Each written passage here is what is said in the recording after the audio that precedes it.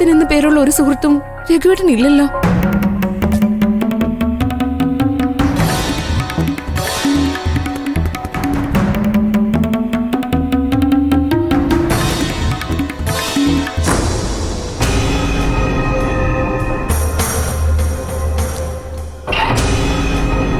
ചേച്ചി ചേച്ചി എന്തെങ്ങനെ ഇരിക്കുന്ന?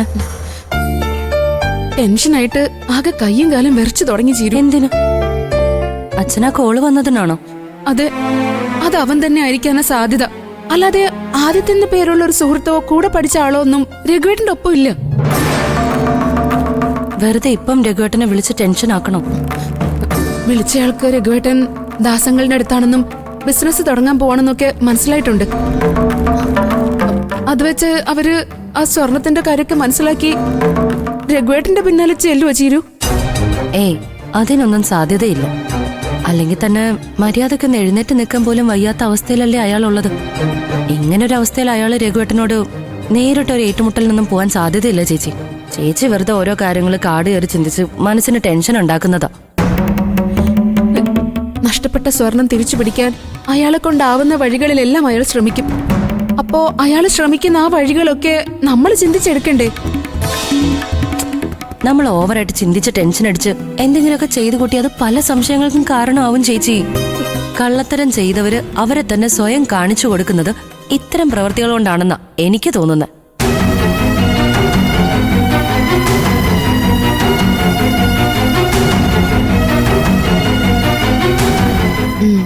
അത് നീ പറഞ്ഞത് ശരിയാ ചീരു. നമ്മുടെയൊക്കെ ജീവിതത്തില് ആദ്യമായിട്ട് സംഭവിക്കുന്ന കാര്യം ഇത്. ദാസങ്ങള് പറയുന്ന പോലെ ഇത്രയും നാളത്തെ കഷ്ടപ്പാടുകൾ അവസാനിപ്പിക്കാൻ ഈശ്വരനായിട്ട് തന്നൊരു അവസരം ഇത്. അങ്ങനൊരു ചാൻസ് കയ്യിൽ വന്ന് കിട്ടിയിട്ട് അത് ഉപേക്ഷിക്കാൻ മനസ്സ് വരുന്നതേയില്ല. അതുകൊണ്ടാ നമ്മൾ ഇത്രയും റിസ്ക് എടുക്കുന്നത്. പാടുപെട്ട് കാര്യങ്ങളൊക്കെ ഇവിടെ വരെ എത്തിച്ചിട്ട് ചിരു, ഇനി ഒരു നഷ്ടം സംഭവിക്കാൻ പാടില്ല. അങ്ങനെയൊന്നും സംഭവിക്കില്ല. ഇനിയിപ്പൊ ചേച്ചിക്ക് മനസ്സിനെ അടക്കി നിർത്താൻ പറ്റുന്നില്ലെങ്കിൽ രഘുവേട്ടനെ ഒന്ന് വിളിച്ച് സംസാരിച്ചു നോക്ക്. ഒന്ന് വിളിച്ചു നോക്കല്ലേ? വിളിച്ചു നോക്ക്.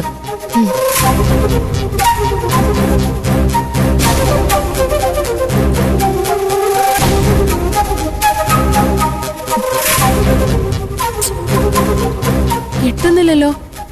ചിലപ്പോ നെറ്റ്വർക്ക് കംപ്ലൈന്റ് ആയിരിക്കും. ചേച്ചി ഒന്നോടെ വിളിച്ചു നോക്ക്.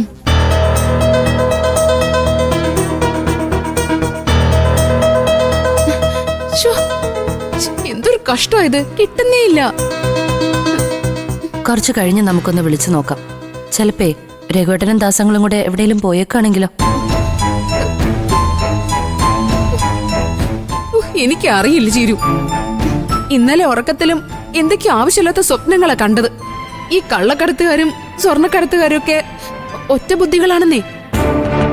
അവരൊക്കെ എപ്പോ എന്ത് ചെയ്യുന്നൊന്നും നമുക്ക് ഊഹിച്ചെടുക്കാൻ പോലും പറ്റില്ല. ഇനി രഘുവേട്ടൻ ഇവിടെ ഇല്ലെന്ന് അറിഞ്ഞിട്ട് ആളെയും കൂട്ടി വന്ന് നമ്മളെ ഉപദ്രവിക്കോ?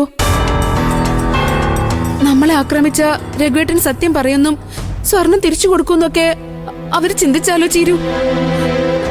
അങ്ങനെ ചിന്തിച്ച ഏത് നിമിഷവും അയാള് ഗുണ്ടകളെയും കൂട്ടി ഇങ്ങോട്ട് വരും, ഉറപ്പാ.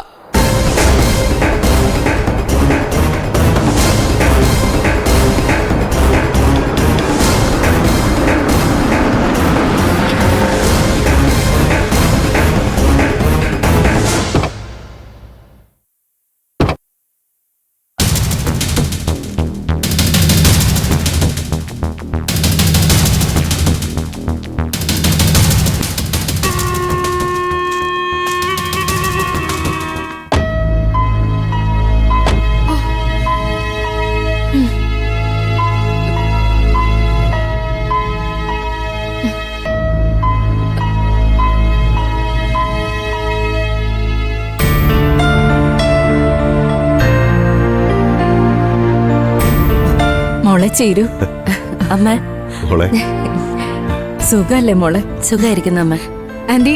ആ അമ്പിളി, സുഖാണോ? പെട്ടെന്ന് കാറ് വന്ന് നിന്നപ്പോ ഞങ്ങൾ ആരാ വന്നേന്ന് നോക്കായിരുന്നു. മോളെ അച്ഛൻ പുറത്തു പോയിരിക്കുക, ഉടനെ വരും. ആണോ? ആ മക്കള് മുറിയിലാണോ ചീരു? ആ വാ, കേറി വാ. വാ അമ്മ. വാങ്ങളെ.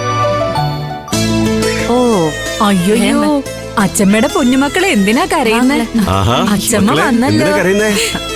ദേ നോക്ക്, കരയല്ലേ? എന്തൊക്കെയാ കൊണ്ടുവന്നെന്ന്. കരയില്ലേ എത്ര ദിവസമായി എന്റെ മക്കളെ ഒന്ന് കണ്ടിട്ട്. കരയല്ലേ? ദേ ദേ നിങ്ങൾക്ക് ഓണക്കോടി ദേ, ഇതാ. കൊണ്ടുവന്നിട്ടുണ്ട്.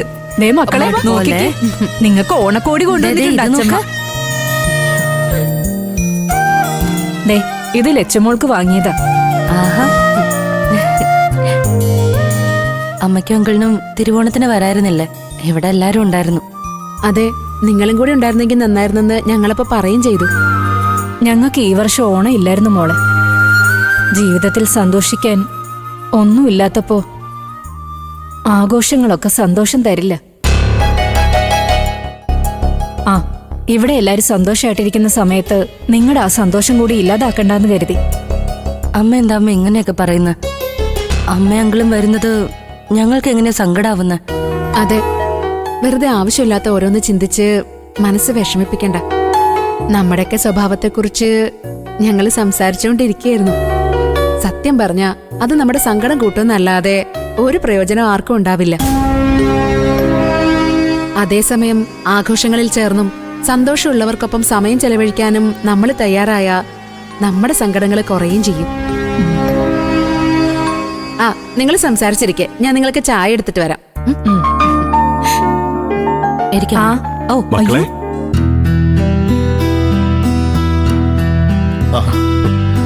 അപ്പോ എല്ലാം പറഞ്ഞ പോലെ രജിസ്ട്രേഷന്റെ കാര്യങ്ങളൊക്കെ ശരിയാക്കിയ ശേഷം പറഞ്ഞാ മതി.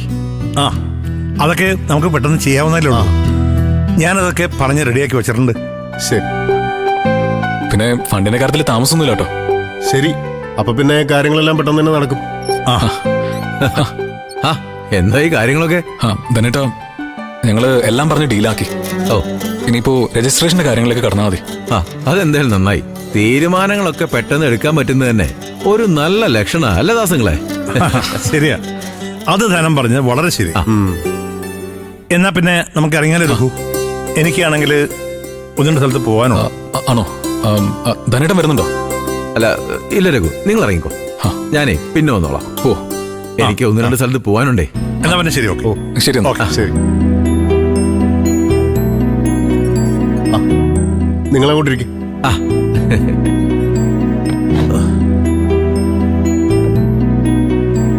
പിന്നെ എനിക്കൊരു കാര്യം പറയാനുണ്ടായിരുന്നു.